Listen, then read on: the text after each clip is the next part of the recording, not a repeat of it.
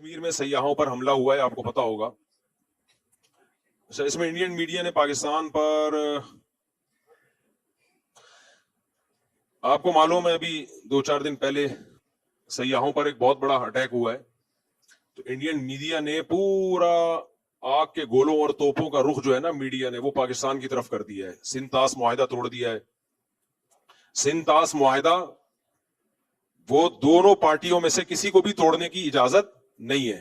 تو انڈیا اگر یہ کام کرتا ہے، یہ بین الاقوامی لاء کی خلاف ورزی ہے. تو انڈیا تو جو کر رہا ہے وہ کر رہا ہے، لیکن آپ اس وقت پاکستان کا حال دیکھیں. پاکستان کوئی ایسی نیگیٹیوٹی نہیں پھیلا رہا. وہاں لوگوں کو ویزے بھی مل رہے ہیں. سکھوں کو کتنے ویزے دیے پاکستان نے ابھی؟ اگر انڈیا یعنی پاکستان میں ایسا کوئی کام ہوتا ہے نا، پاکستان میں کوئی ملک کے اندر کوئی ایسی کاروائی ہو، انڈیا کتنا خوش ہوتا ہے. ابھی 100 فوجی اٹھا لیے تھے، کتنا انڈیا نے اس کو پروپیگنڈا کیا. انڈیا میں کوئی ایسی تخریب کاری کا واقعہ ہوتا ہے، پاکستان اس پہ کبھی بھی کوئی ایسا ریسپانس نہیں دیتا جو غیر سنجیدہ لوگوں کا کام ہوتا ہے. اس سے آپ انڈیا پاکستان کے میڈیا کا فرق دیکھ سکتے ہیں. تو مودی سرکار جو کر رہی ہے وہ تو کر رہی ہے. اچھا، انڈیا کا مطلب ہمارا انڈیا نہیں ہوتا جب ہم انڈیا کے خلاف بات کر رہے ہیں. انڈیا بھی دوسرے ملکوں کی طرح ایک ملک ہے جہاں اچھے لوگ بھی ہیں، جہاں برے لوگ بھی ہیں.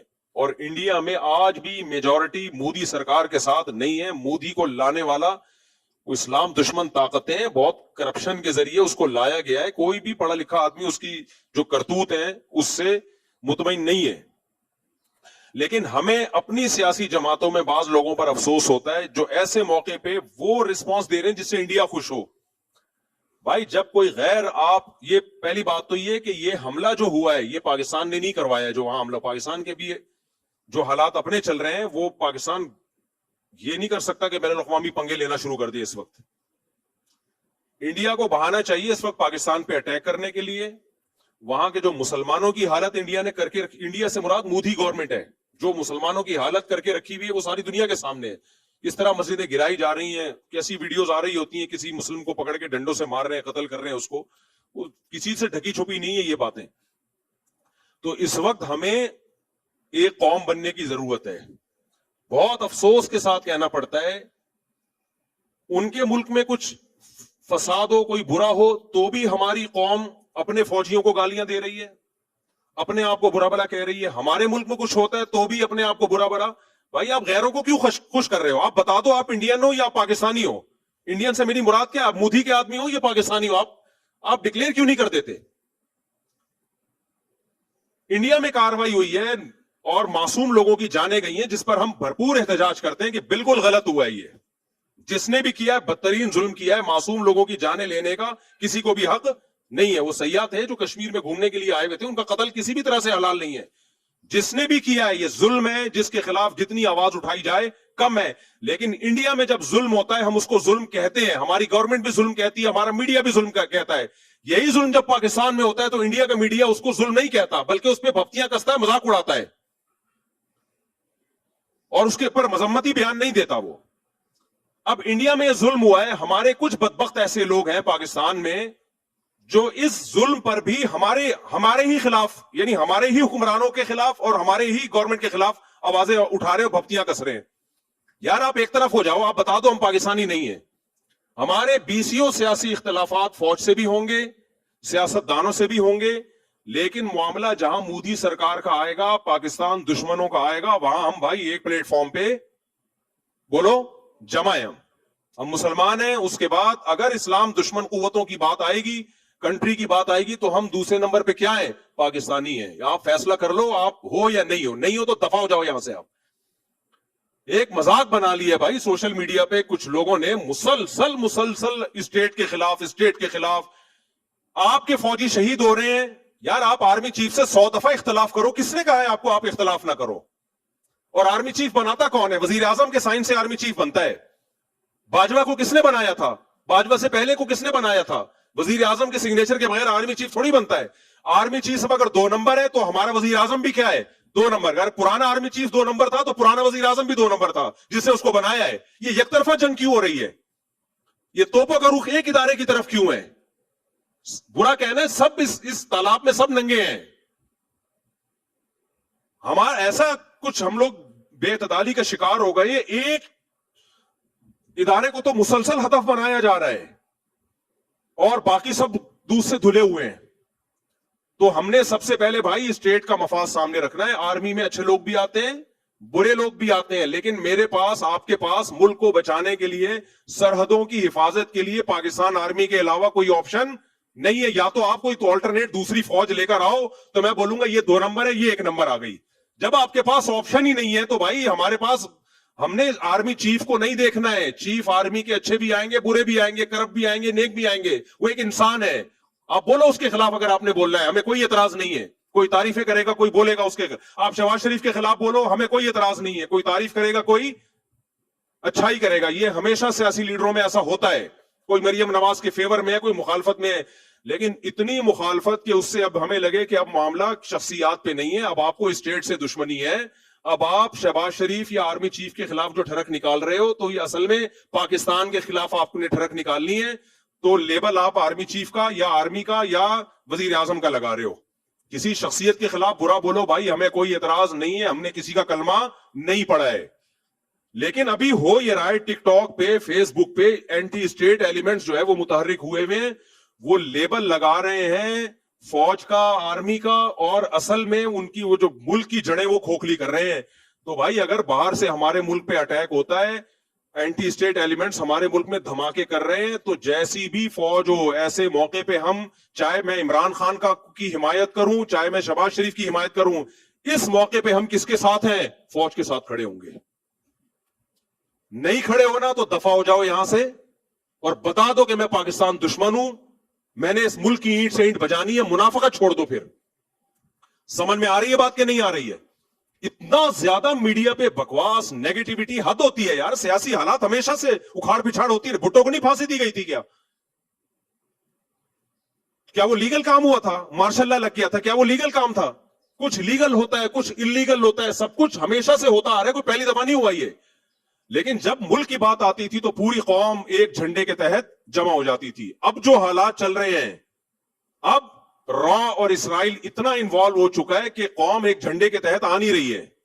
یہ بہت ڈینجرس ہے, بہت خطرناک ہے. یہ پاکستان جائے گا, ہم سب کی واٹ لگے گی. اور یہ ملک اسرائیل اور مودی کے پیالہ لے کے کھڑا ہوا ہے اس ملک کو توڑنے کے بعد, چاہے اسلام کے نام پہ توڑو, چاہے آزادی کے نام پہ توڑو.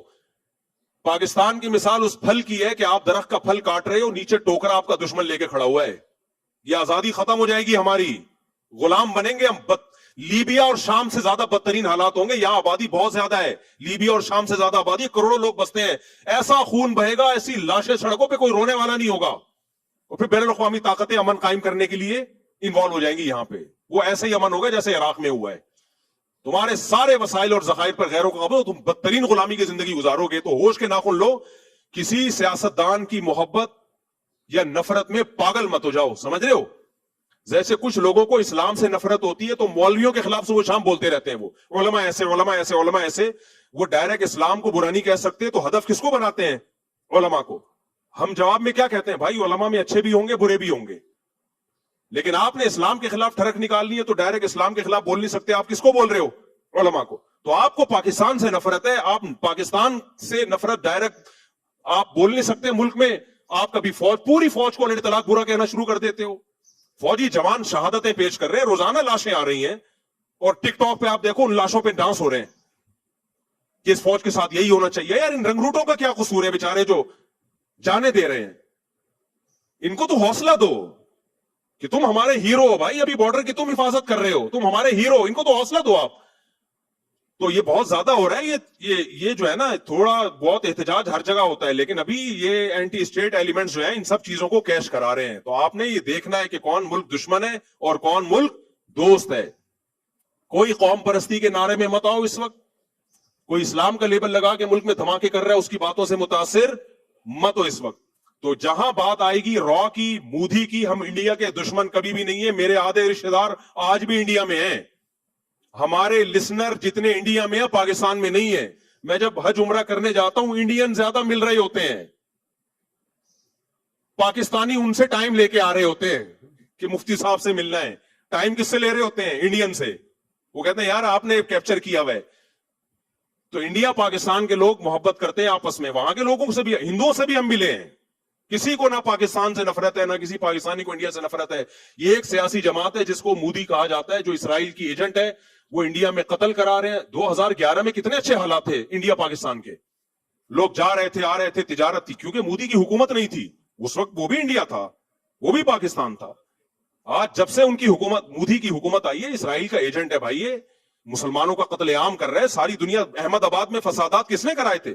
آج جا کے دیکھ لو, وہ ویڈیوز پڑی ہوں گی. احمد, ماں باپ کی لاشیں پڑی ہوئی, ایک چھوٹا معصوم بچہ فٹ پاتھ پہ لیٹا ہوا بیٹھا ہوا حسرت سے اپنے ماں باپ کی لاشوں کو دیکھ رہا ہے. یہ ظلم کس نے کروایا تھا؟